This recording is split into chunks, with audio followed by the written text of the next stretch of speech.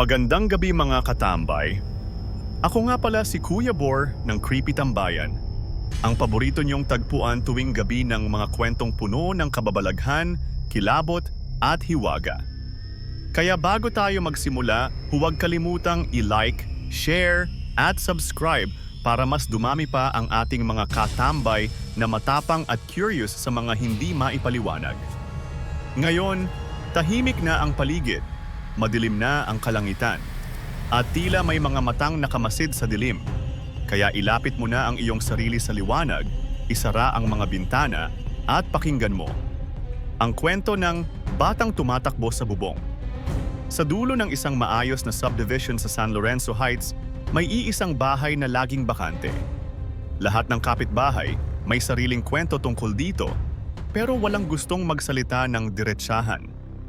Ang bahay na ito ay may 2 palapag, puting pintura, at laging tila bagong linis, pero walang tumitira. Sa kabila ng pagiging moderno at maaliwalas, may isang bagay na bumabalot dito tuwing 10 oras ng gabi. Si Arvin at ang unang gabi. Si Arvin, isang freelance photographer, ay bagong lipat sa subdivision.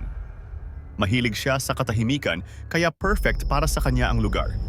Ngunit hindi siya aware sa misteryo ng bakanting bahay katabi ng inuupahan niyang unit. Unang gabi pa lang, habang inaayos ang mga gamit sa sala, bigla siyang napatigil. Mabilis, paulit-ulit, parang maliit na paa na tumatakbo sa bubong. Tumigil si Arvin, pinatay ang electric fan. Nakiramdam. Wala siyang kapitbahay sa itaas dahil 1 story lang ang inuupahan niya. Umakyat siya sa labas, sinilip ang bubong. Walang daan pataas, walang bakas ng tao, pero ang tunog ay dugot lamig na nanunuot sa balat. Paulit-ulit ang ingay. Tuwing madaling araw, 3:30, pareho ang tunog. Parang bata. Parang naglalaro, pero walang bata. Sinubukan niyang i-record gamit ang phone. Pero laging bigo. Kapag naka-on ang recorder, tahimik. Kapag naka-off, doon ulit maririnig. Ang matandang tagabantay. Isang gabi, naabutan ni Arvin ang matandang nagwawalis sa kalye. Pinilit niya itong tanungin. Manong, naririnig niyo rin ba yung tumatakbo sa bubong tuwing madaling araw? Napatingin lang ang matanda. Natahimik. At marahang nagwalis ulit. Pero bago umalis, bumulong ito. Huwag mo nang pansinin, Hijo. Hindi para sa'yo yon. Naging obsession ni Arvin ang tunog. Naghalungkat siya sa barangay records. Nalaman niya, 11 taon na ang nakalilipas, isang buong pamilya ang nanirahan sa bakanting bahay. May anak silang lalaki, taong gulang, masayahin, palatakbo. Tuwing umaga, takbo siya ng takbo sa loob ng bahay, minsan pati sa bubong. Hanggang isang gabi, may sunog. Lahat ay nasunog sa loob. Ang katawan lang na hindi nahanap ay ang sa bata. Baka nasunog ng buo, sabi ng report. Pero isang matandang kapitbahay ang nagsabi noon, nakita ko siyang tumatakbo pa sa bubong, habang nilalamon ng apoy ang bahay nila. Pero parang hindi na siya bata noon. Hindi na nakatiis si Arvin. 3:00 ng madaling araw, nagdala siya ng hagdan. Itinapat sa bakanting bahay. Tumambad sa kanya ang bubong, tahimik. Walang bata, pero pag-akyat niya, may ingay ng bubong sa likod niya, sa kabilang side ng bubong. Sumilip siya.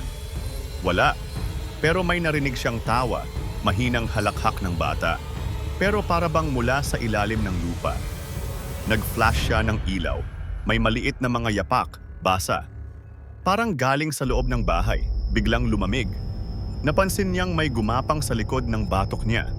Pagharap niya, wala. Pagtingin niya ulit sa bubong, may isang munting anino na mabilis na tumakbo palayo.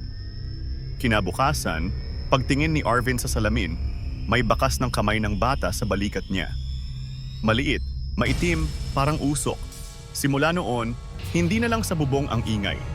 Sa kisame ng kwarto niya, sa ilalim ng kama, sa mga salamin. Tuwing 3:30, may mga yapak na maririnig.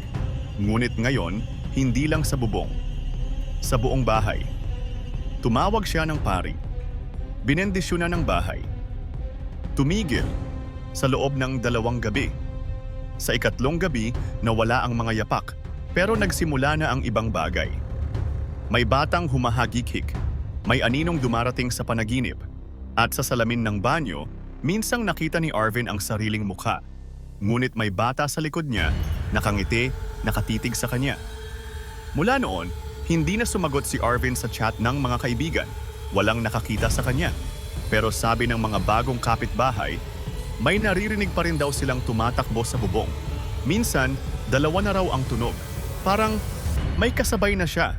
May nagsasabi, tuwing madaling araw, kung tititig kang mabuti sa bubungan ng bahay na yon, may makikita kang aninong tumatakbo. At kung minsan, mapapansin mong may bagong yapak sa alikabok. Maliit, basa, at parang galing sa loob. Ngunit walang daan paakyat. Dito na nagtatapos ang ating kwento. Ako si Kuya Bor ng Creepy Tambayan. Kung kayo'y may sarili ring kwento ng kababalaghan, misteryo o kilabot, isend lamang sa tambayancreepy@gmail.com at huwag kalimutang mag-like, share at subscribe para mas dumami pa ang ating mga katambay na matapang at mapagmatyag. Hanggang sa susunod, matulog ka ng mahimbing kung kaya mo.